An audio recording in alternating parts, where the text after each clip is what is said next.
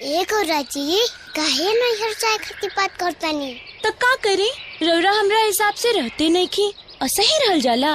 अब रहब जैसे रहुआ कहब वैसे हम रहब। हमारे पास सुनी कहीं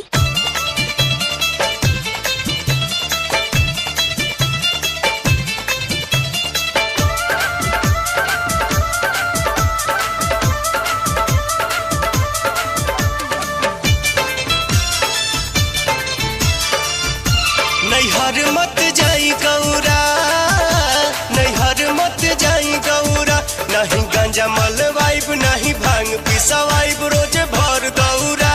न गांजा मलवाइब नहीं भांग पिसवाइब रोज भर दौरा। काहे नाराज बनी रौरा, नैहर मत जाई गौरा, नैहर मत जाई गौरा, नैहर मत जाई गौरा।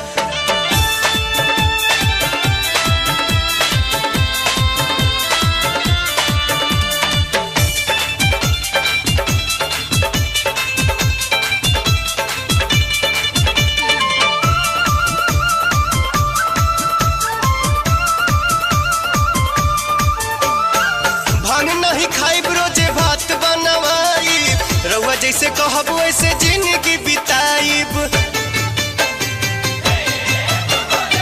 भांग नहीं खाइब रोजे भात बनवाइब, रउआ जैसे कहब वैसे जिंदगी बिताइब। न ढेकी चलवाइब न सुपा धरवाइब न छोटाइब चौरा। काहे नाराज बनी रौरा, नैहर मत जाई गौरा, नैहर मत जाई गौरा, नैहर मत जाई गौरा।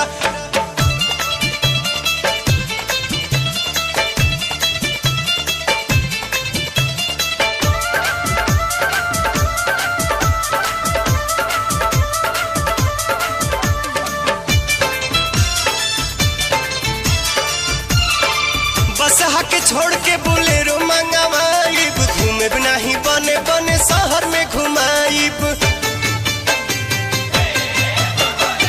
बस हके छोड़ के बोलेरो मंगवाइब, घूमे नहीं बने बने शहर में घुमाइब। शीश महल बनवाइब, दासी लौड़ी रखवाइब, न बढ़ाई पौरा।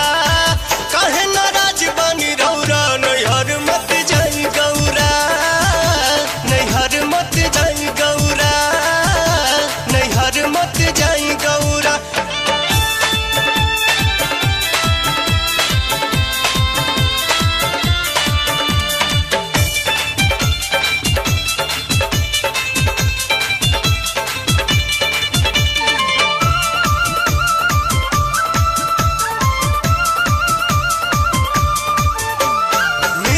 के छाला ताजी सूट हम सिवाइब, भस्म के बदले सुगंधी लगाइब। मिर्गा के छाला ताजी सूट हम सिवाइब, भस्म के बदले सुगंधी लगाइब। नहीं नाग लपटाइब नहीं डमरू बजाइब, रही यही ठौरा। काहे नाराज बनी रौरा, नैहर मत जाई गौरा, नैहर मत जाई गौरा, नैहर मत जाई गौरा। नहीं गांजा मलवाइब नहीं भांग पिसवाइब रोज